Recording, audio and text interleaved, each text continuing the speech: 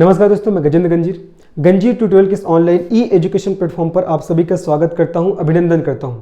आज हम लोग पुनः प्रयोगशाला अभिचारक के परीक्षा को ध्यान में रखते हुए जीव विज्ञान से संबंधित महत्वपूर्ण प्रश्नोत्तर को सॉल्व करेंगे। ये इसका तीसरा पार्ट है। इसके 2 पार्ट ऑलरेडी हमारे यूट्यूब चैनल में अपलोड किए जा चुके हैं। अगर आपने नहीं देखा तो उसको जाकर देखिएगा, बहुत अच्छे क्वेश्चंस थे। और आज की इस क्लास में हम लोग अप्रॉक्स 65 से 70 क्वेश्चन सॉल्व करेंगे जो आपके एग्जाम के दृष्टिकोण से महत्वपूर्ण साबित होने वाले हैं। और पूरा जो क्वेश्चन है वो एनसीईआरटी बेस्ड है, तो निश्चित ही इस क्वेश्चन को आप लोग लगाइएगा। तो चलिए फिर आज की इस क्लास का हम लोग शुभारंभ करते हैं और बढ़ते हैं हमारे पहले प्रश्न पे। हमारा पहला प्रश्न क्या है, देखिए हमारा पहला प्रश्न है विटामिन ए का रासायनिक नाम है। ऑप्शन दिया गया है, ए है रेटिनॉल, बी दिया गया है टोफोफेरॉल, सी दिया गया है कैल्सीफेरॉल और डी दिया गया है इनमें से कोई नहीं। तो बताना है विटामिन ए का रासायनिक नाम क्या है। तो इस क्वेश्चन का सही आंसर क्या हो जाएगा, इस क्वेश्चन का सही आंसर हो जाएगा आपका ए, है ना। विटामिन ए का केमिकल नाम क्या है आपका, रेटिनॉल नाम है। क्या है, रेटिनॉल। ठीक है, विटामिन ए का रासायनिक नाम या केमिकल नाम रेटिनॉल क्यों है, क्योंकि विटामिन ए हमारे आंखों की रेटिना के लिए बहुत ही महत्वपूर्ण होता है। और ये रेटिना क्या होता है, तो रेटिना हमारे आंख में पाया जाने वाला ऐसा पर्दा होता है जहां प्रतिबिंब का निर्माण होता है, जहां प्रतिबिंब अर्थात इमेज का फॉर्मेशन होता है, प्रतिबिंब का निर्माण होता है। एक और क्वेश्चन आता है कि रेटिना में बनने वाला प्रतिबिंब की प्रकृति कैसा होता है, तो इसका प्रकृति होता है उल्टा और वास्तविक। रेटिना में बनने वाले जो प्रतिबिंब होता है उसका प्रकृति कैसा होता है, तो उल्टा और वास्तविक होता है। ये आपको ध्यान रखना है, ठीक है जी। तो क्या क्या बताया कि विटामिन ए का रासायनिक नाम क्या है, रेटिनॉल। क्यों रेटिनॉल नाम दिया गया है, क्योंकि ये हमारे आंखों की रेटिना के लिए इंपॉर्टेंट होता है। हमारे आंखों में रेटिना एक ऐसा पर्दा होता है जहां प्रतिबिंब का निर्माण होता है, और रेटिना में बनने वाला प्रतिबिंब की प्रकृति कैसा होता है, उल्टा और वास्तविक होता है। ठीक है, अगर मैं विटामिन के सोर्स की बात करूं, विटामिन ए की सोर्स की बात करूं, तो विटामिन ए का सोर्स हो जाएगा आपका पीले फल। ठीक है, पीले फल जनरली देखा जाए तो जो आपका येलो फ्रूट्स होते हैं, पीले फल होते हैं, उसमें विटामिन ए पाया जाता है। लेकिन अगर आपसे पूछा जाएगा सर्वाधिक किस में पाया जाता है, तो आपको बताना है जी गाजर और पपीता। गाजर और पपीता में विटामिन ए है वो सर्वाधिक तौर पर पाया जाता है। ठीक है, साथ ही साथ और विटामिन के संदर्भ में आपको याद रखना है कि विटामिन शब्द का सबसे पहला प्रयोग किसने किया था, आपका फंक नामक साइंटिस्ट ने किया था। ठीक है, फंक नामक साइंटिस्ट ने किया था। और विटामिन को घुलनशीलता के आधार पर याद रखना, विटामिन को घुलनशीलता अर्थात सॉल्युबिलिटी, विटामिन को घुलनशीलता के आधार पर 2 भागों में बांटा जा सकता है। पहला हो जाएगा आपका फैट सॉल्युबल विटामिन और दूसरा हो जाएगा जी आपका वाटर सॉल्युबल विटामिन, अर्थात वसा में घुलनशील विटामिन और जल में घुलनशील विटामिन। तो वसा में घुलनशील विटामिन है vitamin A, vitamin D, vitamin E और विटामिन के, और जल में घुलनशील विटामिन है विटामिन बी और सी। ये सब क्वेश्चन आता है ना, क्वेश्चन पूछ सकता है कि जल में घुलनशील विटामिन कौन सा है, वसा में घुलनशील विटामिन कौन सा है, तो आपको ध्यान रखना है। और ये टॉपिक इतना इंपॉर्टेंट है, न्यूट्रिशन वाला टॉपिक, पोषण वाला टॉपिक, निश्चित ही यहाँ से आपके एग्जाम में क्वेश्चन आएगा ही आएगा, है ना। अब उसके बाद एक चीज और ध्यान रखना है विटामिन ए के संदर्भ में कि अगर आपसे पूछेगा कि विटामिन ए की कमी से कौन सा रोग होता है, तो विटामिन ए की कमी से होता है आपका रतौंधी नामक रोग। कौन सा रोग होता है आपका, रतौंधी रोग, जिसको नाइट ब्लाइंडनेस के नाम से भी जाना जाता है, नाइट ब्लाइंडनेस के नाम से भी इसको जानते हैं, है ना। तो इन सभी बातों को आपको विटामिन ए के संदर्भ में याद रखना है। ऑप्शन बी दिया गया टोफोफेरॉल। जो टोफोफेरॉल है ना जी, ये आपका विटामिन ई का केमिकल नाम है, ये विटामिन ई का केमिकल नाम है। कैल्सीफेरॉल किसका केमिकल नाम है, विटामिन डी का केमिकल नाम है। ठीक है, और रेटिनॉल किसका केमिकल नाम है आपका, विटामिन ए का। तो हमसे क्वेश्चन पूछा गया है कि विटामिन ए का केमिकल नाम क्या है, तो इसका सही आंसर क्या हो जाएगा आपका, रेटिनॉल हो जाएगा। होपफुली समझ में आया होगा। नेक्स्ट क्वेश्चन में बढ़ते हैं। हमारा नेक्स्ट क्वेश्चन क्या देखते हैं, विटामिन ए की कमी से कौन सा रोग होता है। अभी जस्ट मैंने बताया रिकेट्स, स्कर्वी, ब्लड का थक्का ना जमना और रतौंधी। तो बताना है कि विटामिन ए की कमी से कौन सा रोग होता है, तो इसका सही आंसर हो जाएगा रतौंधी नामक रोग। ठीक है, रतौंधी अर्थात हमको रात को अच्छे से दिखाई नहीं देता, जिसको इंग्लिश में नाइट ब्लाइंडनेस के नाम से भी जाना जाता है। और जो रिकेट्स नामक रोग होता है, रिकेट्स, ये आपका विटामिन डी की कमी से होता है। कौन से विटामिन की कमी से, विटामिन डी की कमी से होता है रिकेट्स नामक रोग। ये स्पेशली बच्चों को होता है। रिकेट्स नामक रोग में होता है क्या, जो बच्चे का जो शरीर होता है वो अच्छे से डेवलप नहीं हो पाता है। स्कर्वी नामक रोग, ये आपका विटामिन सी की कमी से होता है। किसकी कमी से होता है, सी की कमी से, है ना। स्कर्वी नामक रोग विटामिन सी की कमी से होता है। और जो ब्लड का थक्का नहीं जमना, ये कौन से विटामिन की कमी से होता है? तो विटामिन के। अगर हमारे शरीर में विटामिन के की कमी हो जाएगा तो हमारे शरीर में ब्लड का अच्छे से क्लॉटिंग नहीं हो पाएगा, थक्का नहीं जम पाएगा, है ना। तो क्वेश्चन पूछा है कि विटामिन ए की कमी से कौन सा रोग होता है? तो इसका सही आंसर हो जाएगा रतौंधी। साथ ही साथ मैंने बताया कि जो रिकेट्स होता है विटामिन डी की कमी से होता है, स्कर्वी विटामिन सी की कमी से होता है, और हमारे ब्लड का क्लॉटिंग नहीं हो पाना ये कौन से विटामिन की कमी से होता है? तो विटामिन के, है ना। इन सभी बातों को आपको याद रखना है। चलिए नेक्स्ट क्वेश्चन में बढ़ते हैं। हमारा नेक्स्ट क्वेश्चन क्या देखते हैं? निम्न में से किस विटामिन या का निर्माण हमारा शरीर स्वयं करता है? निम्न में से किस विटामिन का निर्माण हमारा शरीर स्वयं करता है? ऑप्शन दिया गया विटामिन ए, डी, ई और बी। तो याद रखना हमारे शरीर में विटामिन डी और के, विटामिन डी और के का निर्माण हमारा शरीर स्वयं करता है। विटामिन डी और के का निर्माण हमारा शरीर, ठीक है, याद रखना है। विटामिन डी और के का निर्माण हमारा शरीर क्या करता है? स्वयं करता है, याद रखना है जी, ठीक है। विटामिन डी और के का, विटामिन डी का केमिकल नाम क्या है? आप सभी को पता होना चाहिए। विटामिन डी का केमिकल नाम है कैल्सीफेरॉल, ठीक है। और विटामिन के का केमिकल नाम क्या है आपका? फिलोक्विनोन, ठीक है। तो विटामिन डी क्या है? विटामिन डी हमारे शरीर में हमारे हड्डी और दांतों के विकास के लिए बहुत ही महत्वपूर्ण होता है, ठीक है। और यही विटामिन डी की कमी से बच्चों में रिकेट्स होता है और वयस्कों में ऑस्टियोमेलेसिया होता है। और विटामिन के जिसका केमिकल नाम फिलोक्विनोन है, विटामिन के के कारण हमारे शरीर में ब्लड अच्छे से क्लॉट होता है, ठीक है, ये ध्यान रखना है। अगर विटामिन के की कमी होगा तो ब्लड का क्लॉटिंग अच्छे से नहीं हो पाएगा, तो याद रखना है यही विटामिन डी और के का निर्माण हमारा शरीर स्वयं करता है। बाकी अदर जो विटामिन है उसको हमको बाहर से लेना पड़ता है, ठीक है। तो इस क्वेश्चन का सही आंसर क्या होगा? निम्न में से किस विटामिन का निर्माण हमारा शरीर स्वयं करता है? तो विटामिन डी हो जाएगा। और विटामिन डी के साथ साथ ये भी आपको ध्यान रखना है के का भी निर्माण हमारा बॉडी स्वयं करता है। और विटामिन डी का केमिकल नाम कैल्सीफेरॉल और के का केमिकल नाम क्या है आपका? फिलोक्विनोन। इसको आपको याद करना है ना। आगे बढ़ते हैं। नेक्स्ट क्वेश्चन क्या हमारा देखते हैं। नेक्स्ट क्वेश्चन है पीले फलों में कौन सा विटामिन पाया जाता है? अभी जैसे मैंने पहले क्वेश्चन में बताया था, तो पीले फलों में कौन सा विटामिन पाया जाता है आपका? विटामिन ए, है ना। मैंने बताया था पीले फलों में विटामिन ए पाया जाता है। और विटामिन ए का केमिकल नाम रेटिनॉल है, जो हमारे आंखों की रेटिना के लिए इंपॉर्टेंट होता है। और विटामिन ए की कमी से रतौंधी नामक रोग होता है, ध्यान रखना। और सर्वाधिक विटामिन ए है वो सर्वाधिक कौन से आपका फलों में पाया जाता है? तो आपका गाजर और पपीता में, ये आपको याद रखना है ना। नेक्स्ट क्वेश्चन में आगे बढ़ते हैं। हमारा नेक्स्ट क्वेश्चन क्या देखते हैं।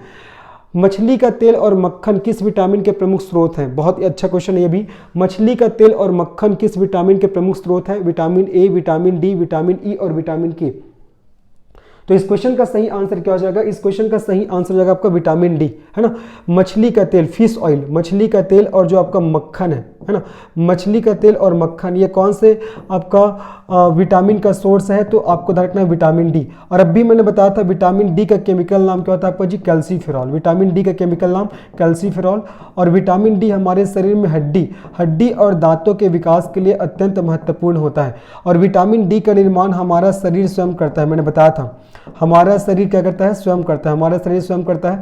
और यदि विटामिन डी की कमी हुआ तो बच्चों में कौन सा रोग होता है? याद रखना, बच्चों में होता है जी रिकेट्स नामक रोग, है ना, जिसमें उसका बॉडी अच्छे से ग्रोथ नहीं कर पाता है। और वयस्कों में होता है, याद रखना है वयस्कों में कौन सा रोग होता है? तो वयस्कों में होता है ऑस्टियोमैलेशिया। ये भी क्वेश्चन आता है कि ऑस्टियोमैलेशिया नामक रोग कौन से विटामिन की कमी से होता है? तो विटामिन डी, है ना। तो इन सभी बातों को आपको ध्यान रखना है। तो मछली का तेल और मक्खन है ये आपका विटामिन डी के प्रमुख सोर्स है, ये आपको पता होनी चाहिए, है ना। आगे बढ़ते हैं। चलिए अब इसके बाद हम लोग चलेंगे हमारे नेक्स्ट प्रश्न में। हमारा नेक्स्ट प्रश्न क्या देखते हैं।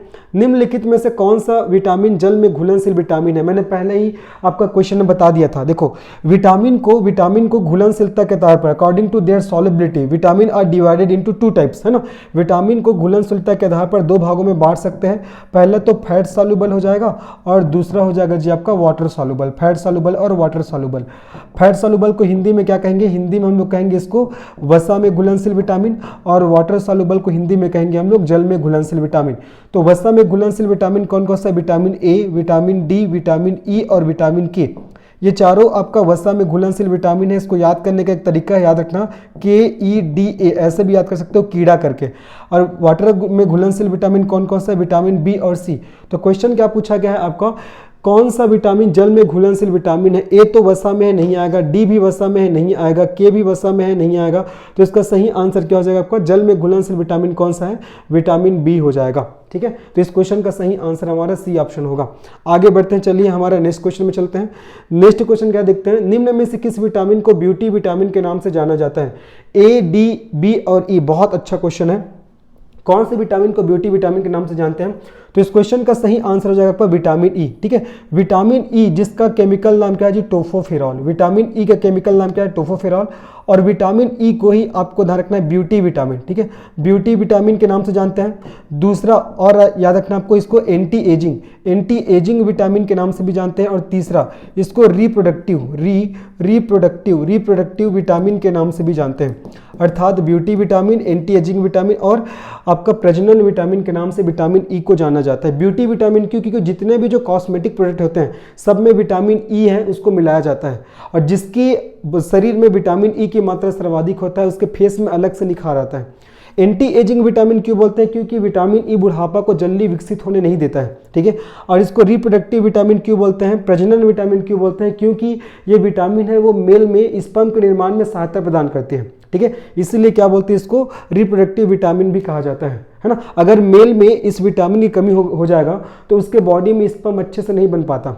ठीक है, और अगर फीमेल के शरीर में इसके विटामिन ई की कमी हो जाए तो वो बांझ हो जाती है, अर्थात बच्चे को जन्म नहीं दे पाती है ना। तो ये विटामिन ई के अलग अलग नाम हैं। ब्यूटी विटामिन भी बोलते हैं, एंटी एजिंग विटामिन भी बोलते हैं और इसको रिप्रोडक्टिव विटामिन के नाम से भी जाना जाता है। तो इस क्वेश्चन का सही आंसर क्या हो जाएगा आपका? ई हो जाएगा।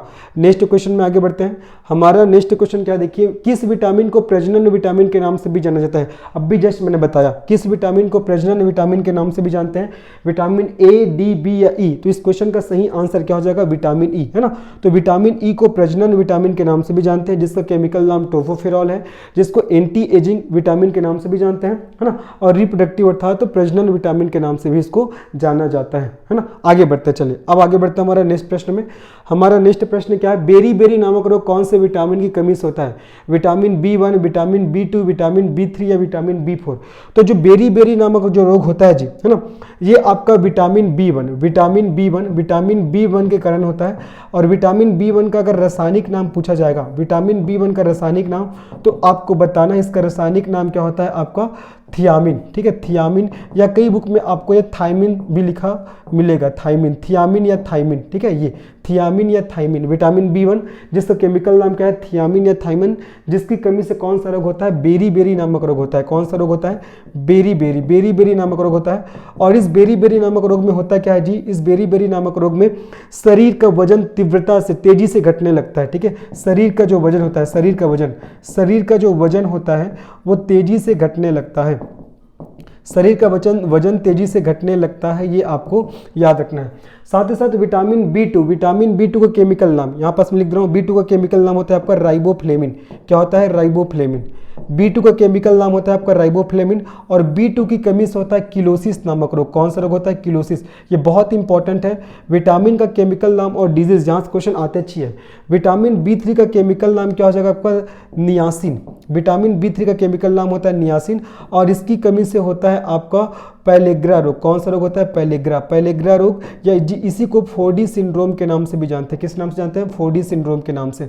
ठीक है, विटामिन बी2 को केमिकल नाम राइबोफ्लेविन, जिसकी कमी से किलोसिस, और किलोसिस मतलब जो मुंह में छाले वगैरह आते हैं ना, वही किलोसिस के सिम्टम्स हैं। और विटामिन बी3 की कमी से कौन सा, इसका केमिकल नाम क्या है? नियासिन। और इसी कमी से पैलेग्रा या 4D सिंड्रोम होते हैं। और पैलेग्रा या 4D सिंड्रोम का केस क्या होता है? इसमें शरीर में ना फफोले आ जाते हैं। तो ये आपको ध्यान रखना है। तो क्वेश्चन था बेरी नामक रोग कौन से विटामिन की कमी से होता है? तो इसका सही आंसर हो जाएगा आपका विटामिन बी1, जिसका केमिकल नाम होता है थाइमिन या थियामिन, जिसमें शरीर का वजन है वो तीव्रता से घटने लगता है। नेक्स्ट प्रश्न में चलते हैं। देखो, घावों को भरने के लिए कौन सा विटामिन महत्वपूर्ण होता है? बहुत ही महत्वपूर्ण क्वेश्चन है, हमारे एग्जाम में पूछा भी जा चुका है।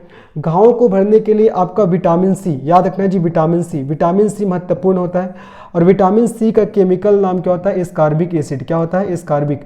विटामिन सी का केमिकल नाम होता है आपका एस्कॉर्बिक एसिड। और विटामिन सी जितने जो खट्टे फल होते हैं, सिट्रस फ्रूट्स, है ना, ये खट्टे फलों में पाया जाता है। और विटामिन सी सर्वाधिक किस में पाया जाता है, तो आपको ध्यान रखना है ये सर्वाधिक पाया जाता है किसमें जी, आंवला में। ये सर्वाधिक आंवला में पाया जाता है, ये भी ध्यान रखना है, ठीक है। ये घावों को भरने में सहायता प्रदान करता है ना। और अगर पूछेगा कि विटामिन सी की कमी से कौन सा रोग होता है, तो इसकी कमी से, विटामिन सी की कमी से स्कर्वी नामक रोग हो जाता है। कौन सा रोग होता है आपका, स्कर्वी नामक रोग। इससे पहले वाले क्वेश्चन में मैंने बताया था आपको, है ना। तो विटामिन सी का केमिकल नाम स्कॉर्बिक एसिड, खट्टे फलों में पाया जाता है, सर्वाधिक आंवले में पाया जाता है, और इसकी कमी से स्कर्वी रोग होता है, और साथ ही साथ ये घाव को भरने में सहायता प्रदान करता है ना। तो इस क्वेश्चन का सही आंसर क्या हो जाएगा आपका, सी हो जाएगा। आगे बढ़ते हैं हम नेक्स्ट क्वेश्चन पे। हमारा नेक्स्ट क्वेश्चन क्या है, देखो निम्न में से कौन सा विटामिन खट्टे फलों में पाया जाता है, अभी जैसे मैंने बताया, तो इसका भी सही आंसर क्या हो जाएगा आपका, सी हो जाएगा। विटामिन सी जिसका केमिकल नाम स्कॉर्बिक एसिड है, जो कि कौन से फल में पाया जाता है, खट्टे फलों में पाया जाता है। नेक्स्ट क्वेश्चन में आगे बढ़ते हैं। हमारा नेक्स्ट क्वेश्चन क्या है, थोड़ा जल्दी करूंगा क्योंकि बहुत सारे क्वेश्चन है। निम्न में से कौन सा विटामिन आंवला में सर्वाधिक होता है, अभी जस्ट बताया है ना। इसका भी आंसर देखो, ऑप्शन ए में है आपका ए, बी में है डी, सी में है आपका सी, और डी में आपका के। तो बताना है कौन सा विटामिन आंवला में सर्वाधिक पाया जाता है, तो आपका विटामिन सी। और अभी जस्ट मैंने बताया कि विटामिन सी है वो सिट्रस फ्रूट्स में अर्थात खट्टे फलों में सर्वाधिक तौर पर पाया जाता है। आगे बढ़ते हैं हम लोग नेक्स्ट प्रश्न पे। हमारा नेक्स्ट प्रश्न क्या है, राइबोफ्लेविन किस विटामिन का रासायनिक नाम है, अभी इसको भी मैंने एक्सप्लेन कर दिया है, फिर भी आपको इसका आंसर बताना है। राइबोफ्लेविन किस विटामिन का रासायनिक नाम है, vitamin B1, vitamin B2, vitamin B3 और विटामिन B4। तो इस क्वेश्चन का सही आंसर क्या हो जाएगा, विटामिन B2। देखो विटामिन B1 का केमिकल नाम क्या है आपका, थियामिन या थाइमिन, थियामिन या आपका हो जाएगा आपका थाइमिन हो जाएगा। विटामिन B2 का केमिकल नाम क्या है आपका, राइबोफ्लेविन, क्या हो जाएगा इसका केमिकल नाम, राइबोफ्लेविन।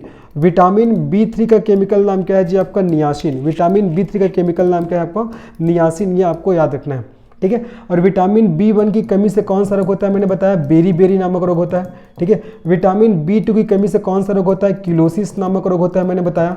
विटामिन B3 की कमी से कौन सा रोग होता है, पैलेग्रा, या जिसे आपका 4D सिंड्रोम के नाम से भी जानते हैं, 4D सिंड्रोम के नाम से भी जिसको जाना जाता है, ये होता है ना। आगे बढ़ते हैं हम लोग नेक्स्ट क्वेश्चन में। तो इस क्वेश्चन का सही आंसर हो जाएगा आपका सेकंड ऑप्शन B2।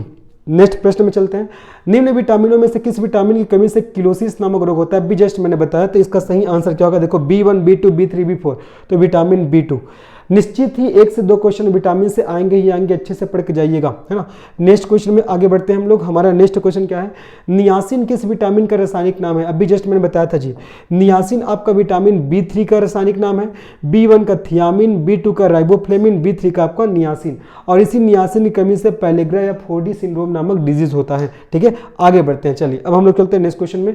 निम्न में से किस विटामिन की कमी से पैलेग्रा या 4D सिंड्रोम नामक रोग होता है, तो अभी मैंने बताया। तो इस क्वेश्चन का सही आंसर क्या होगा, vitamin B1, B2, B3, B4। तो विटामिन B3 जिसका केमिकल नाम क्या है, जिसका केमिकल नाम है आपका नियासिन। और इसी विटामिन B3 की कमी से कौन सा रोग होता है आपका, पैलेग्रा। इसी की कमी से पैलेग्रा, या जिसको 4D सिंड्रोम के नाम से भी जानते हैं, पैलेग्रा रोग या 4D सिंड्रोम होता है इसी की कमी से, है ना। तो इस क्वेश्चन का सही आंसर क्या हो जाएगा आपका, सी ऑप्शन हो जाएगा। आगे बढ़ते हैं। अब इसके बाद हम लोग नेक्स्ट क्वेश्चन में चलेंगे। साथ ही साथ ध्यान रखना, जो पैलेग्रा या 4D सिंड्रोम के केस में क्या होता है, मैंने बताया कि हमारे शरीर में फफोले आ जाते हैं। जैसे कई बार जलने से जो हमारे स्किन में जो एक फफोले जैसा स्ट्रक्चर बनता है, सेम केस इसमें होता है, किसमें आपका, पैलेग्रा या 4D सिंड्रोम की बीमारी में। आगे बढ़ते हैं हम लोग। नेक्स्ट प्रश्न क्या है हमारा, नेक्स्ट प्रश्न क्या देखिए, पायरिडॉक्सिन किस विटामिन का रासायनिक नाम है, बहुत बढ़िया क्वेश्चन है। अभी देखो B1 का तो आप सभी को पता चल गया, B1 का मैंने 2-3 बार लिख दिया हूं ना, अब याद हो गया होगा। B1 का आपका थियामिन, B1 का आपका थियामिन, ठीक है।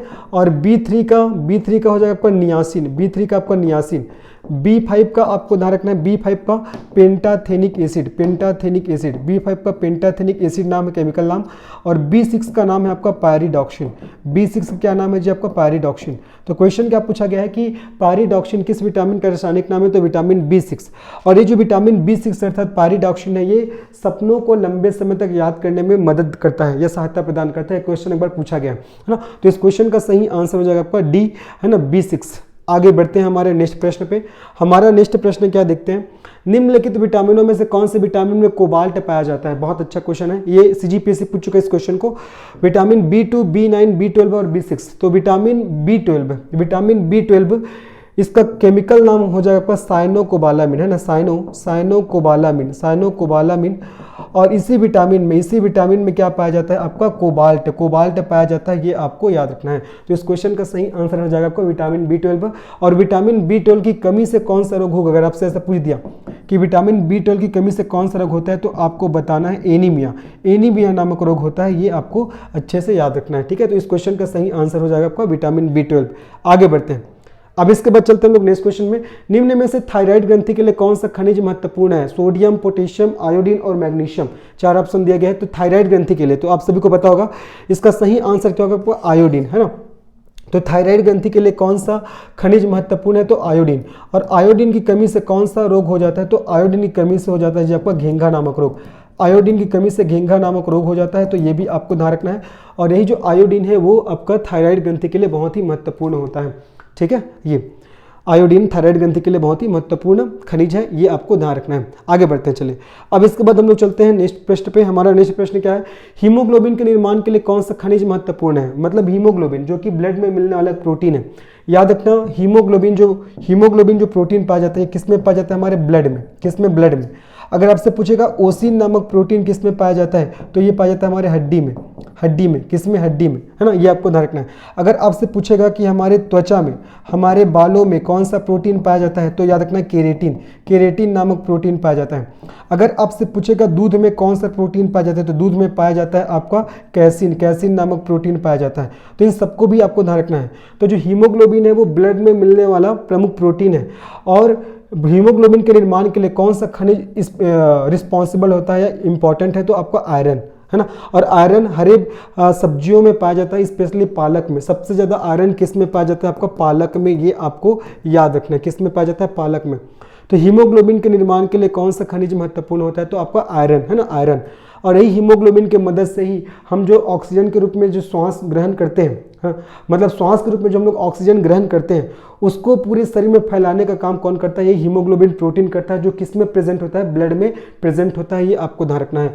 और हीमोग्लोबिन के निर्माण के लिए कौन सा खनिज महत्वपूर्ण है, तो आपका आयरन, जो कि सर्वाधिक हरे सब्जियों में पाया जाता है और सबसे ज़्यादा भी पूछा जाएगा तो आपका पालक में। किस में? पालक में, है ना। तो नेक्स्ट प्रश्न में हम लोग आगे बढ़ते हैं। हमारा नेक्स्ट प्रश्न क्या देखते हैं कि मांसपेशियों की गति और तंत्रिका तंत्र के लिए कौन सा खनिज महत्वपूर्ण है ना।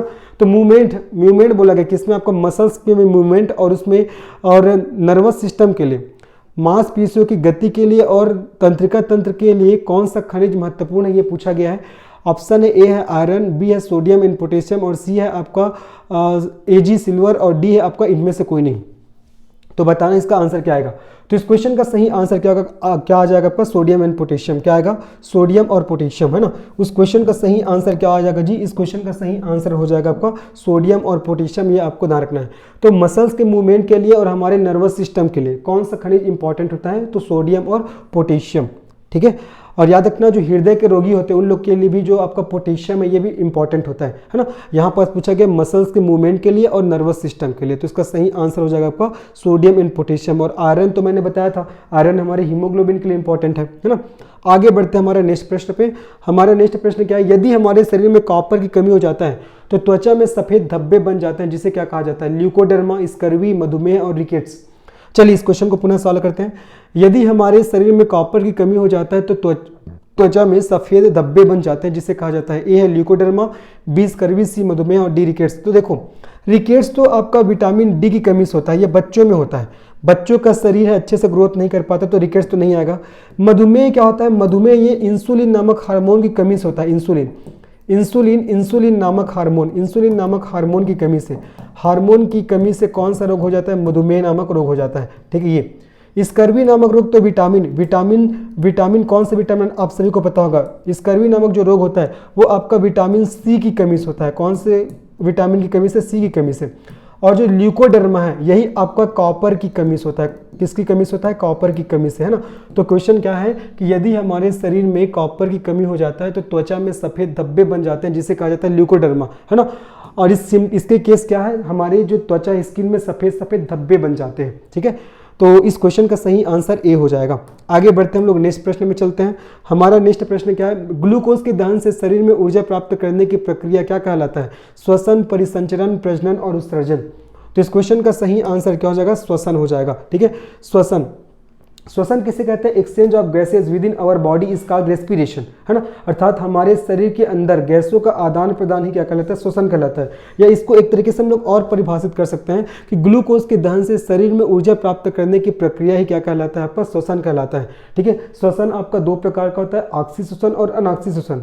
ऑक्सी श्वसन ऑक्सीजन की उपस्थिति में होता है और अनाक्सी श्वसन है आपका ऑक्सीजन की अनुपस्थिति में होता है। आगे इन सबसे रिलेटेड और क्वेश्चन आएंगे, तो इस क्वेश्चन का सही आंसर क्या हो जाएगा आपका, श्वसन अर्थात रेस्पिरेशन, है ना। आगे बढ़ते हैं हम लोग, नेक्स्ट प्रश्न में बढ़ते हैं।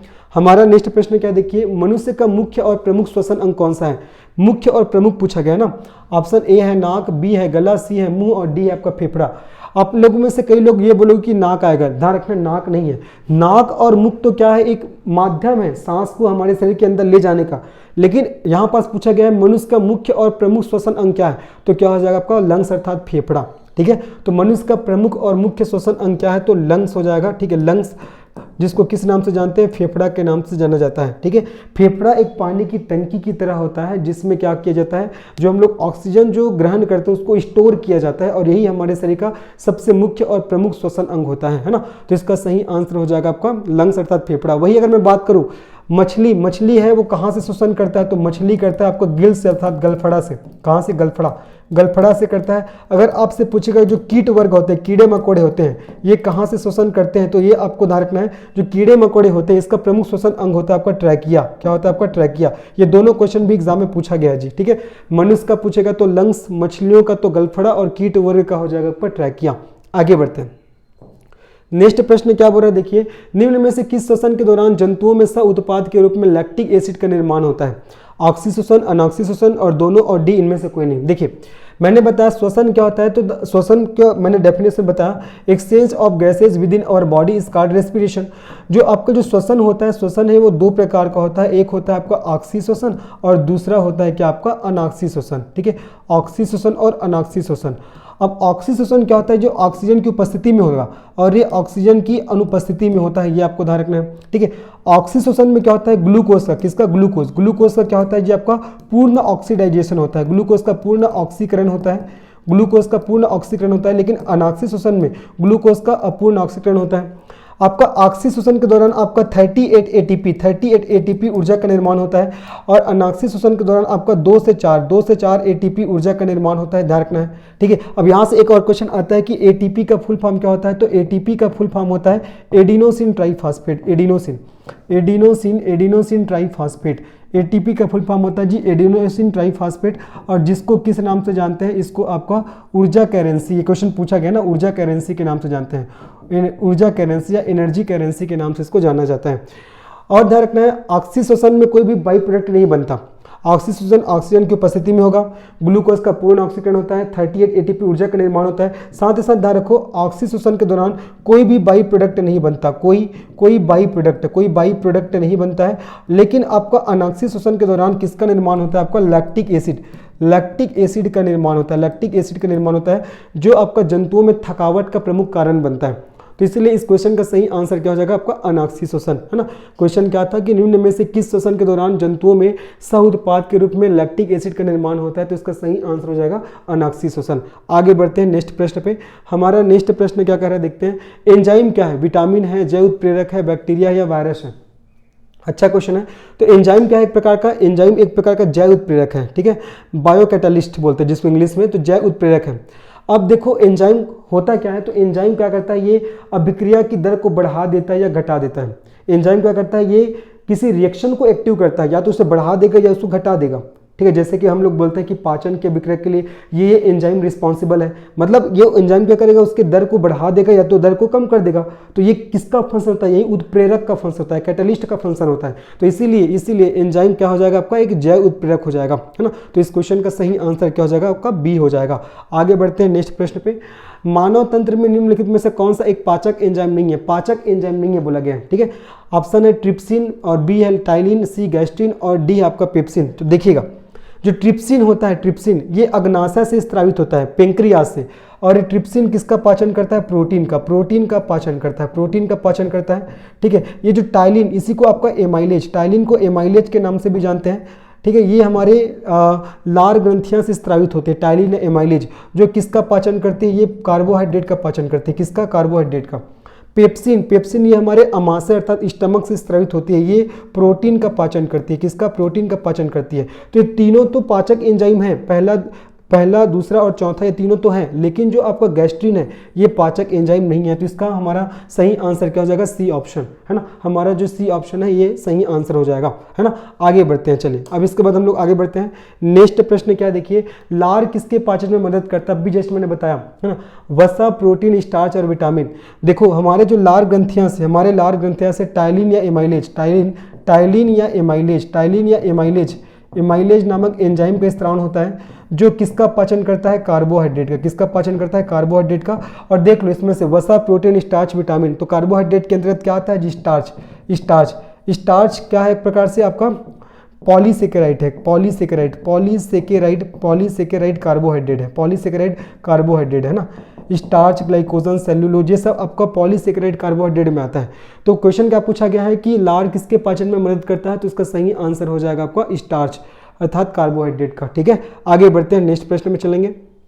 हमारा नेक्स्ट प्रश्न क्या है, शरीर के किस भाग में पित्त रस का उत्पादन होता है। बहुत बार पूछा जाने वाला क्वेश्चन, पित्त रस का उत्पादन मतलब बोला जा रहा है उसका प्रोडक्शन कहाँ होता है, निर्माण कहाँ होता है, हृदय में, गुर्दा में, फेफड़े में या यकृत अर्थात लीवर में। तो इस क्वेश्चन का सही आंसर क्या हो जाएगा, यकृत में अर्थात लीवर में। याद रखना, जो पित्त रस अर्थात जिसको बोलते हैं हम लोग इंग्लिश में बाइल जूस बोलते हैं, इंग्लिश में क्या बोलते हैं इसको हम लोग, बाइल जूस। ठीक है, बाइल जूस। तो जो पित्त रस का है इसका उत्पादन कहाँ होता है, इसका उत्पादन होता है जी, ध्यान रखना, इसका उत्पादन होता है लीवर में, लीवर अर्थात यकृत में। लेकिन इसका भंडारण कहाँ होता है, भंडारण ये बनता कहाँ है, लीवर में, लेकिन इसका स्टोरेज कहाँ होता है, तो इसका स्टोरेज होता है, आपको ध्यान रखना है, पित्ताशय में, जिसको हम लोग गॉल ब्लैडर के नाम से जानते हैं। इसका भंडारण कहाँ होता है, पित्ताशय में, जिसको हम लोग गॉल ब्लैडर के नाम से जानते हैं। आगे बढ़े, अब इसके बाद हम लोग चलते हैं हमारे नेक्स्ट प्रश्न में। तो इस क्वेश्चन का सही आंसर क्या होगा, इसका सही आंसर हो जाएगा आपको लीवर हो जाएगा, है ना। लीवर में बनेगा पित्तरस, लेकिन उसका स्टोरेज कहाँ किया जाता है, पित्ताशय में। आगे बढ़ते हैं हम लोग नेक्स्ट प्रश्न पे। हमारा नेक्स्ट प्रश्न क्या है देखते हैं, चलिए। पित्त जमा होता है, अभी जस्ट मैंने बताया, अगर बाइल जूस का निर्माण की बात होगा तो लीवर में होगा, लेकिन वो जमा कहाँ होता है, स्टोरेज कहाँ होता है, तो आपको ध्यान रखना पित्ताशय, जिसको किस नाम से जानते हैं, गॉल ब्लैडर के नाम से भी जिसको जाना जाता है ना। आगे बढ़ते हैं हम लोग, अब हमारे नेक्स्ट प्रश्न में बढ़ते हैं। नेक्स्ट प्रश्न क्या है, वसा का पाचन करने वाला एंजाइम लाइपेज निम्नलिखित में से किसके द्वारा स्रावित होता है, गुर्दे के द्वारा, बड़ी आंत के द्वारा, अग्नाशय के द्वारा, और ये आपका यकृत है। ये क्या आपका यकृत है ना, यकृत है। तो बताना है आपको इसका सही आंसर क्या आ जाएगा। वसा का पाचन करने वाला जो एंजाइम लाइपेज निम्नलिखित में से किसके द्वारा स्रावित होता है, तो इसका सही आंसर क्या हो जाएगा, इसका सही आंसर हो जाएगा आपका यकृत अर्थात लीवर। अभी जस्ट मैंने बताया था, जो बाइल जूस का निर्माण कहाँ होगा, हमारे लीवर में होगा, लेकिन उसका स्टोरेज कहाँ होता है, पित्ताशय अर्थात गॉल ब्लैडर में होता है। और यही क्या करता है, वसा का पाचन करता है, ये आपको याद करना है ना। आगे बढ़ते हैं, चलिए अब इसके बाद हम लोग आगे बढ़ते हैं। हमारा नेक्स्ट प्रश्न क्या देखते हैं, शरीर का कौन सा अंग रक्त के शुद्धिकरण से संबंधित है, हृदय, पित्ताशय, गुर्दा और प्लीहा। हार्ट है ना, गॉल ब्लैडर या किडनी या स्प्लीन। अगर मैं इंग्लिश नाम बताऊं तो हार्ट, गॉल ब्लैडर और किडनी और स्प्लीन। तो बोला गया शरीर का कौन सा अंग रक्त के शुद्धिकरण से संबंधित है, तो इसका सही आंसर क्या हो जाएगा, किडनी अर्थात गुर्दा, है ना, गुर्दा जिसको किडनी के नाम से भी जानते हैं, किडनी। ये किडनी क्या करता है, ये क्या करता है, रक्त का शुद्धिकरण करता है। क्या करता है, रक्त का शुद्धिकरण, है ना। और एक क्वेश्चन आएगा कि आपका गुर्दा अर्थात किडनी की इकाई क्या है, ये क्वेश्चन पूछा भी जाता है जी, किडनी की इकाई क्या होता है, किडनी की इकाई होता है आपका नेफ्रॉन। क्या होता है, नेफ्रॉन।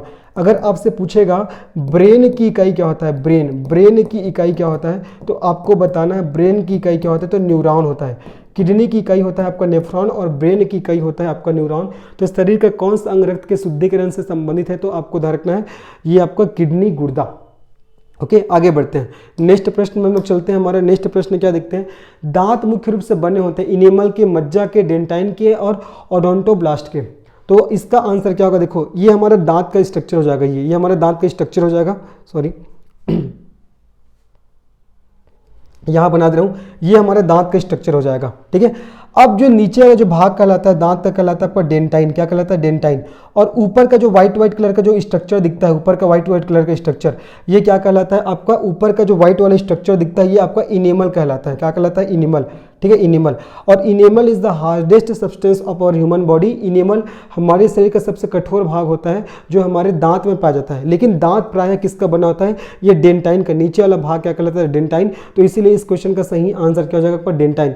लेकिन इनेमल के बारे में ये ध्यान रखना है कि इनेमल हमारे शरीर का सबसे कठोर भाग होता है जो दांत के ऊपर वाला पोर्शन में उपस्थित होता है या वहां रहता है, इनेमल। ठीक है, आगे बढ़ते हैं। चलिए अब उसके बाद हम लोग नेक्स्ट प्रश्न में आगे बढ़ते हैं। हमारा नेक्स्ट प्रश्न क्या है देखिए, पित्त रस में कौन सा पित्त वर्णक उपस्थित होता है? बिलीरुबिन और बिलीवर्डिन, इनमें से कोई नहीं, और बी है ए और बी दोनों। तो पूछा गया पित्त रस में, तो याद रखना पित्त रस में आपका बिलीरुबिन है ना, दोनों रहता है जी, है ना, याद रखना है। पित्त रस पूछा गया है ना, पित्त रस, तो इसका सही आंसर क्या हो जाएगा? पित्त रस में आपका बिलीरुबिन और बिलीवर्डिन है ना, या बिलीवर्डिन, ये दोनों वर्णक पाया जाता है, ये दोनों वर्णक पाया जाता है। तो इसीलिए इसका सही आंसर क्या हो जाएगा? इस क्वेश्चन का सही आंसर हो जाएगा बी, ए और बी दोनों। ठीक है, ए और बी दोनों। अभी फिर मैंने बताया भी था पित्त रस का निर्माण कहाँ होता है? आपका लीवर में होता है, लेकिन उसका स्टोरेज कहाँ होता है? आपका पित्ताशय में अर्थात गाल ब्लैडर में होता है, ये आपको ध्यान रखना है।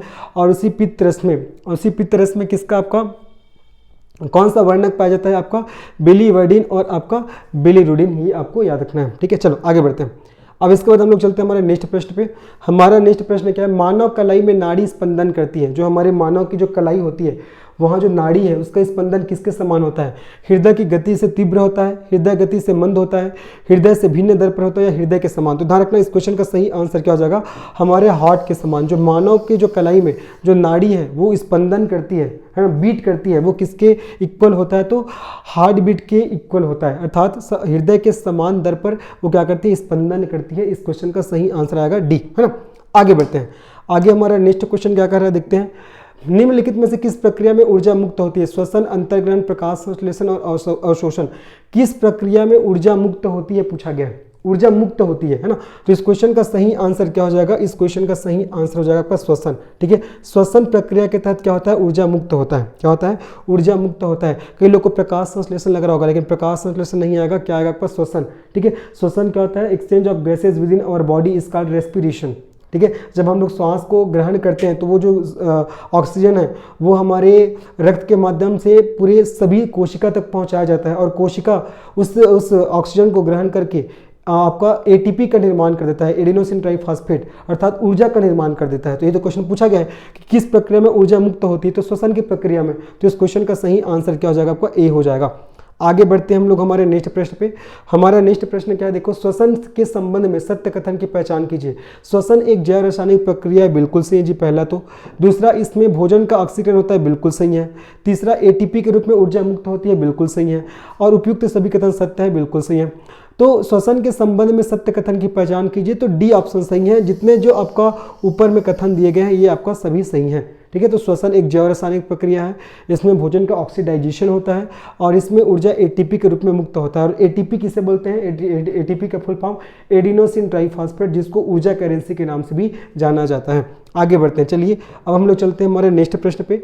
मानव शरीर में ऑक्सीजन का परिवहन किसके माध्यम से किया जाता है? हीमोग्लोबिन के माध्यम से, रुधिर प्लाज्मा के माध्यम से, रुधिर प्लेटलेट्स के माध्यम से, या बी, ए और बी दोनों? तो इस क्वेश्चन का सही आंसर क्या हो जाएगा? हीमोग्लोबिन। हमारे शरीर में जो ऑक्सीजन है इसका परिवहन किसके द्वारा किया जाता है? हीमोग्लोबिन।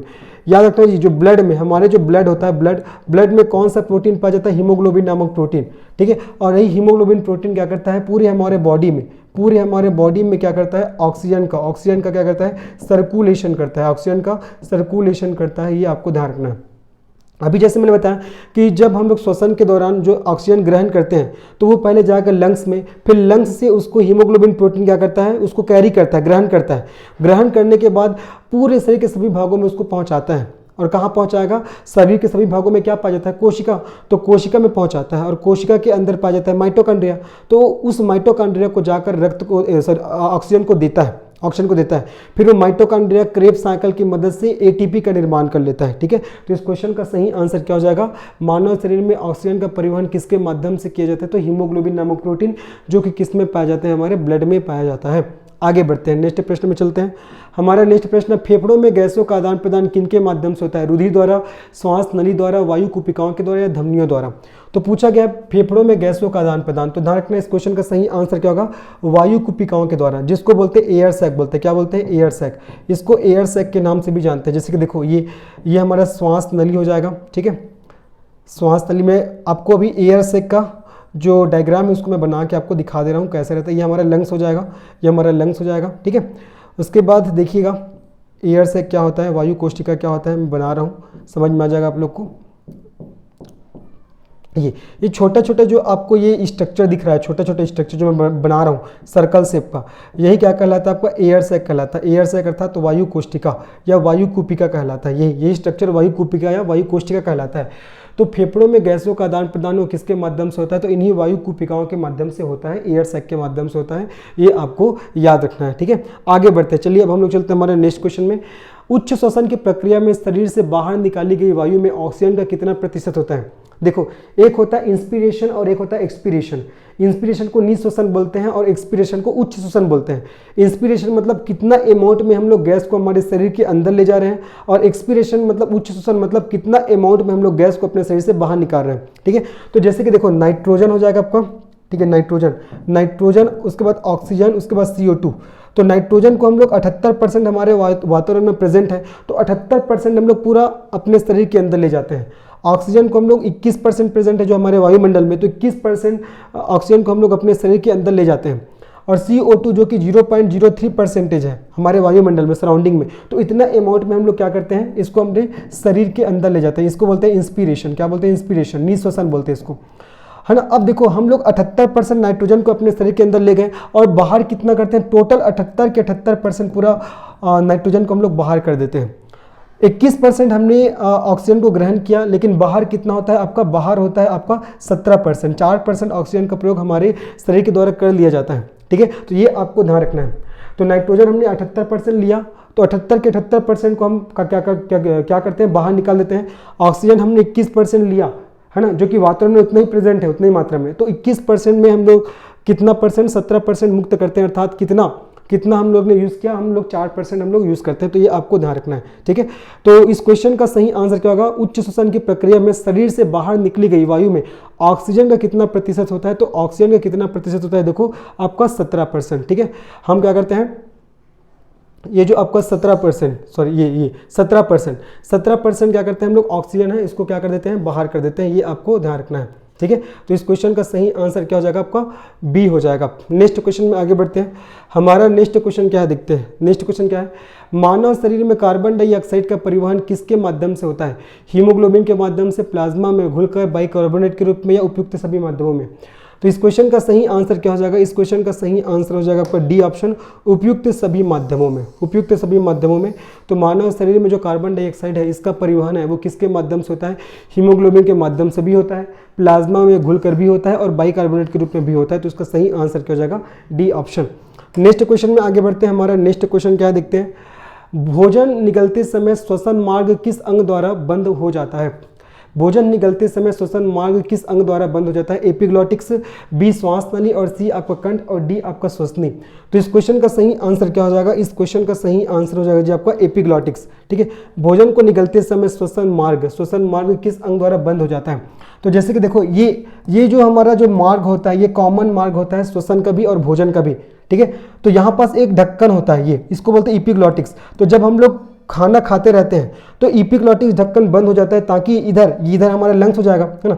इधर क्या हो जाएगा? इधर हमारा लंग्स है, ताकि इधर जो खाने के पार्टिकल है वो इधर ना आए, लंग साइड ना आए। इसलिए क्या होता है, जैसे हम लोग खाना खाते हैं तो जो एपिग्लॉटिस का ढक्कन है वो बंद हो जाता है, ताकि जो खाना है वो नीचे वाले पोर्शन में जाए। किधर जाए? आपका खाना है वो आपका नीचे वाले पोर्शन में जाए। इसलिए क्या हो जाता है आपका, ये ध्यान रखना है, खाना है वो नीचे वाले पोर्शन में जाए। इसलिए क्या हो जाता है, ये एपिग्लॉटिक्स है, ये क्या होता है जी आपका बंद हो जाता है। ये आपको ध्यान रखना है। अगर एपिग्लॉटिस सपोज बंद नहीं होगा तो क्या होगा? जो हम लोग खाना खा रहे हैं इधर चला जाएगा, इधर वाले मार्ग में चला जाएगा, श्वसन वाले मार्ग में चला जाएगा, जिससे व्यक्ति का मृत्यु होने की भी पॉसिबिलिटी रहता है।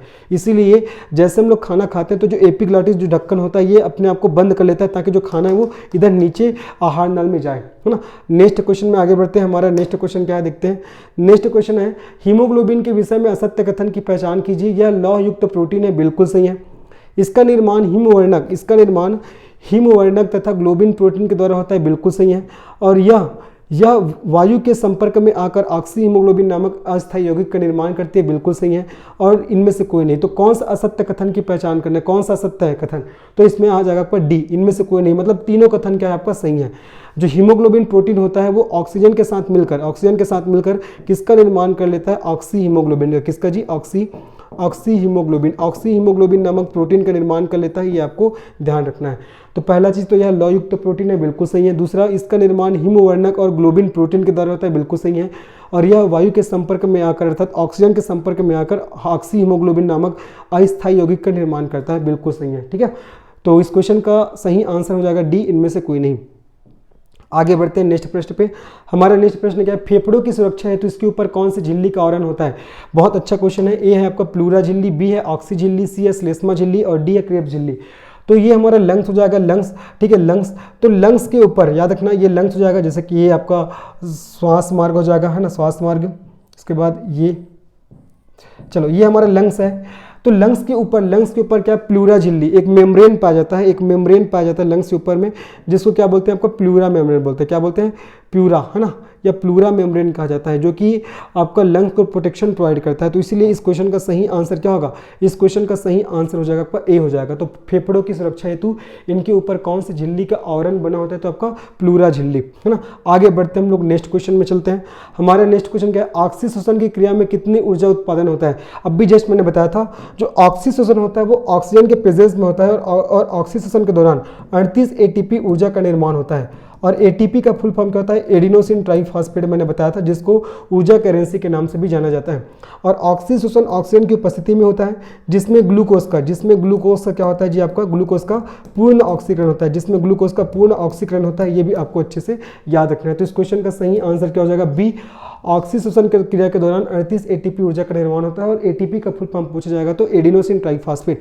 नेक्स्ट क्वेश्चन में आगे बढ़ते हैं। हमारा नेक्स्ट क्वेश्चन क्या, देखिए, क्रेब्स चक्र की क्रिया किसके अंदर संपन्न होती है। ये क्रेब्स है ना, क्रेब्स चक्र की क्रिया किसके अंदर संपन्न होती है, क्रेब्स चक्र की प्रक्रिया किसके अंदर संपन्न होती है, माइटोकॉन्ड्रिया, हृदय, फेफड़े और श्वसन नलिका। तो याद रखना, माइटोकॉन्ड्रिया जिसको हमारे शरीर में क्या कहा जाता है, कोशिका का पावर हाउस बोलते हैं हमारे शरीर में, है ना। तो माइटोकॉन्ड्रिया को कोशिका का पावर हाउस कहा जाता है और माइटोकॉन्ड्रिया के अंदर एनर्जी का निर्माण होता है। तो जो एनर्जी का निर्माण होता है वो एक साइकिल के द्वारा होता है, जिसी को बोला जाता है आपका क्रेब्स साइकिल। तो इस क्वेश्चन का सही आंसर क्या हो जाएगा आपका ए, माइटोकॉन्ड्रिया। ठीक है, माइटोकॉन्ड्रिया को कोशिका का पावर हाउस कहते हैं। पावर हाउस क्यों बोलते हैं, क्योंकि एनर्जी का निर्माण करेगा। तो एनर्जी का निर्माण कैसे करता है, कौन से साइकिल के द्वारा करता है, तो क्रेब्स साइकिल के द्वारा करता है। इसीलिए इस क्वेश्चन का सही आंसर क्या हो जाएगा आपका ए हो जाएगा। तो क्रेब्स चक्र की क्रिया किसके अंदर संपन्न होती है, तो माइटोकॉन्ड्रिया के अंदर संपन्न होती है और इसी चक्र के माध्यम से माइटोकॉन्ड्रिया एनर्जी का निर्माण करता है। इसीलिए माइटोकॉन्ड्रिया को आपका कोशिका का पावर हाउस के नाम से भी जाना जाता है। आगे बढ़ते हैं। इसके बाद का हमारा नेक्स्ट प्रश्न क्या है, देखिए, नेक्स्ट प्रश्न है, जब मनुष्य कार्य करता है तो मांसपेशियों में ऑक्सीजन के अभाव में पायरुविक अम्ल का विखंडन किसमें हो जाता है। इसको भी मैंने बता दिया है, जल में, बी लैक्टिक अम्ल और कार्बन डाइऑक्साइड में, और सी है कोलेस्ट्रॉल में, और डी आपका रुधिर में। तो मैंने बताया था जो श्वसन होता है वो आपका दो प्रकार का होता है, एक होता है आपका जी ऑक्सीशोषण और एक होता है आपका अनॉक्सीशोषण। ऑक्सीशोषण और अनॉक्सीशोषण। ऑक्सीशोषण क्या होता है, ऑक्सीशोषण ऑक्सीजन के प्रेजेंट में होता है और अनॉक्सी ऑक्सीजन के एब्सेंट में होता है। ऑक्सीशोषण में ग्लूकोज का पूर्ण ऑक्सीकरण होता है और अनॉक्सी में ग्लूकोज का पूर्ण ऑक्सीकरण नहीं होता।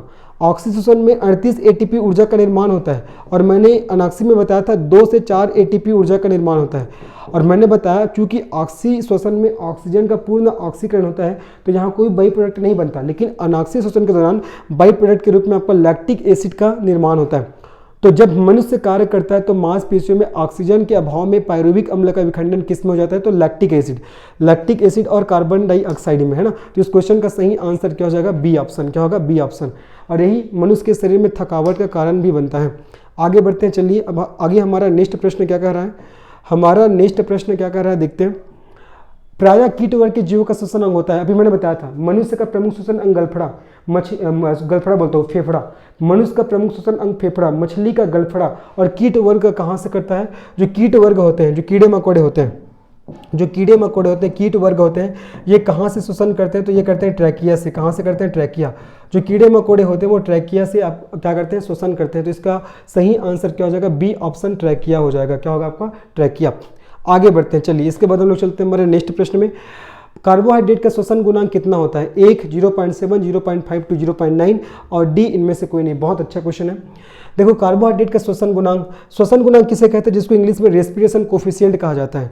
तो आपका निष्कासित CO2 का आयतन श्वसन गुणांक है ना, RQ रेस्पिरेशन कोफिशिएंट, ठीक है। आपका रेस्पिरेशन कोफिशिएंट क्या होता है? आपका निष्कासित CO2 का आयतन, CO2 का आयतन बटा ग्रहण किए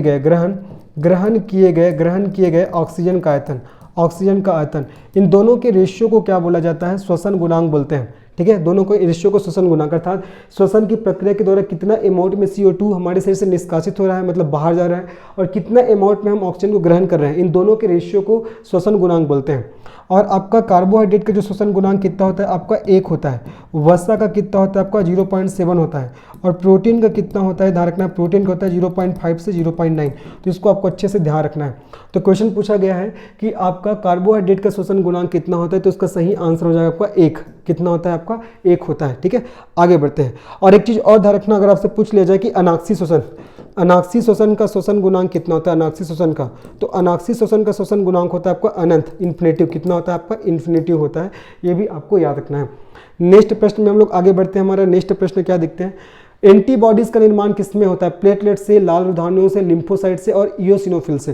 तो इस क्वेश्चन का सही आंसर क्या हो जाएगा? एंटीबॉडी क्या करता है? जो हमारे इम्यून सिस्टम को स्ट्रांग करता है ना। इम्यून सिस्टम मतलब रोगों से लड़ने के प्रति जो हमारी क्षमता होती है उसको डेवलप करता है। तो याद रखना है एंटीबॉडीज का निर्माण किससे होता है? तो लिम्फोसाइट से होता है। किससे होता है जी? लिम्फोसाइट से। तो ये भी आपको अच्छे से याद रखना है। आगे बढ़ते हैं नेक्स्ट प्रश्न पे। रक्त में प्रतिस्कंदक पदार्थ कौन सा होता है? प्रतिस्कंदक मतलब वे पदार्थ जो रक्त को क्लॉट होने से रोकता है, उसको बोलते हैं प्रतिस्कंदक, है ना, मतलब जमने से रोकता है। तो रक्त में प्रतिस्कंदक पदार्थ कौन सा है? फाइब्रिनोजेन, थ्राम्बिन, हेपरिन और ग्लोबिन। तो इस क्वेश्चन का सही आंसर हो जाएगा आपका हेपरिन। हेपरिन को कई जगह आपका हिपेरिन के नाम से भी आपको लिखा हुआ मिल जाएगा कई जगह। तो रक्त में प्रतिस्कंदक या कोगुलेंट जो बोलते हैं, जिसको इंग्लिश में कोगुलेंट बोलते हैं, रक्त में प्रतिस्कंदक पदार्थ कौन सा है? तो याद रखना हिपेरिन या जिसको हेपरिन के नाम से भी जाना जाता है, ठीक है। ये आगे बढ़ते हैं। इसके बाद नेक्स्ट क्वेश्चन क्या हमारे, देखो, शरीर के अंदर रक्त का स्कंदन किसकी उपस्थिति के कारण नहीं होता? मैंने बोला ना, स्कंदन मतलब होता है आपका एक प्रकार से उसका थक्का, मतलब जमता नहीं है। जो आपका जो हमारे शरीर के अंदर भी ब्लड फ्लो हो रहा है लेकिन वो जम नहीं रहा है। क्यों नहीं जम पा रहा है? क्योंकि शरीर के अंदर क्या पाया जाता है? शरीर के अंदर पाया जाता है आपका हेपरिन नामक प्रोटीन पाया जाता है, जिसके कारण जो हमारे शरीर के अंदर जो बह रहे ब्लड है वो आपस में, मतलब ब्लड है वो जमते नहीं है, कोगुलेट नहीं होते हैं, है ना। तो ये आपको ध्यान रखना है। इसका सही आंसर हो जाएगा आपका सी ऑप्शन। ये हो जाएगा आपका सी ऑप्शन, है ना। आगे बढ़ते हम लोग नेक्स्ट प्रश्न में चलते हैं। हमारा नेक्स्ट प्रश्न क्या है? रक्त समूह का आविष्कारक कौन है? किसे आपका ब्लड ग्रुप का फादर कहा जाता है? ए है कार्ल लैंडस्टीनर, बी है रॉबर्ट ब्राउन, सी है विलियम हार्वे और डी आपको लुई पास्चर। तो इस क्वेश्चन का सही आंसर क्या हो जाएगा? रक्त समूह का आविष्कारक, फादर ऑफ ब्लड ग्रुप्स कहलाता है आपका कार्ल लैंडस्टीनर। किसको बोलते हैं? लैंडस्टीनर को ब्लड ग्रुप का फादर कहा जाता है। आगे बढ़ते हम लोग नेक्स्ट क्वेश्चन में। हमारा नेक्स्ट क्वेश्चन है, मानव रक्तदान के लिए कौन सा रक्त समूह सार्वभौमिक दाता है? मतलब ऐसा कौन सा ब्लड ग्रुप वाला है जो सबको ब्लड दे सकता है, यूनिवर्सल डोनर है। तो याद रखना है, जब यूनिवर्सल डोनर अर्थात सर्वदाता अगर बात होगा आपका यूनिवर्सल डोनर की बात होगा तो आपको ध्यान रखना है ओ निगेटिव क्या करता है? सबको दे सकता है। ओ निगेटिव सबको दे सकता है ना। अगर यूनिवर्सल एक्सेप्टर पूछेगा, यूनिवर्सल एक्सेप्टर मतलब जो कौन सा ब्लड ग्रुप वाले जो सबसे ले सकता है, तो आपको ध्यान रखना है ए बी पॉजिटिव, ठीक है, ए बी पॉजिटिव। तो सार्वभौमिक दाता किसे कहेंगे? ओ निगेटिव को, और सार्वभौमिक ग्राही किसे कहेंगे? ए बी पॉजिटिव को, ठीक है। ओ निगेटिव जो सबको दे सकता है और ए बी पॉजिटिव सबसे क्या कर सकता है? ले सकता है। तो इस क्वेश्चन का सही आंसर क्या होगा?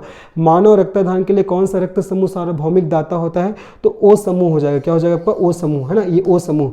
अगर यहाँ पास ओ निगेटिव नहीं है, अगर ओ निगेटिव रहता तो हम लोग ओ निगेटिव को लेते हैं जो सबको दे सकता है, लेकिन यहाँ पास ओ निगेटिव नहीं दिया गया तो इसलिए ओ को हम लोग को आंसर लेना पड़ेगा, है ना। लेकिन सार्वभौमिक आपका ग्राही मतलब जो सबसे ले सकता है, अगर ऐसा पूछेगा सार्वभौमिक ग्राही मतलब ए बी पॉजिटिव, और सार्वभौमिक दाता बोलेगा तो आपका ओ निगेटिव हो जाएगा। और इसमें निगेटिव नहीं दिया इसलिए हम लोग ओ को लिए, है ना। आगे बढ़ते हैं, नेक्स्ट प्रश्न में चलते हैं। नेक्स्ट प्रश्न क्या देखिए, मानव शरीर में सबसे बड़ी आपका धमनी कौन सी है? मानव शरीर में सबसे बड़ी धमनी कौन सी है? महाधमनी, वेना केवा, फुसफुसी सिरा और डी केसिका। तो इस क्वेश्चन का सही आंसर क्या हो जाएगा? इस क्वेश्चन का सही आंसर हो जाएगा महाधमनी। मानव शरीर में जो सबसे बड़ी धमनी होती है उसको महाधमनी के नाम से जानते हैं। धमनी क्या होता है? धमनी अर्थात एक ब्लड वेसल है जहाँ जो प्योर ब्लड है वो प्रवाहित होता है ना। धमनी में क्या होता है? शुद्ध ब्लड प्रवाहित होता है, लेकिन इसका एक अपवाद है, पल्मोनरी धमनी में अशुद्ध रक्त प्रवाहित होता है, ठीक है। और जो धमनी होता है वो हमारे शरीर के आंतरिक भागों में पाया जाता है, और धमनियों में क्या होता है, ब्लड एकदम प्रेशर के साथ बहता है ना। तो इस क्वेश्चन का सही आंसर क्या हो जाएगा, मानव शरीर में सबसे बड़ी धमनी कौन सी धमनी है, तो महाधमनी है, ठीक है। आगे बढ़ते चलिए, अब इसके बाद हम लोग चलते हैं हमारे नेक्स्ट प्रश्न पे। हमारा नेक्स्ट प्रश्न क्या है, मानव शरीर का रक्त बैंक क्या कहलाता है, blood bank of our human body. Option A है प्लीहा, बी है हार्ट, सी है यकृत और डी है किडनी।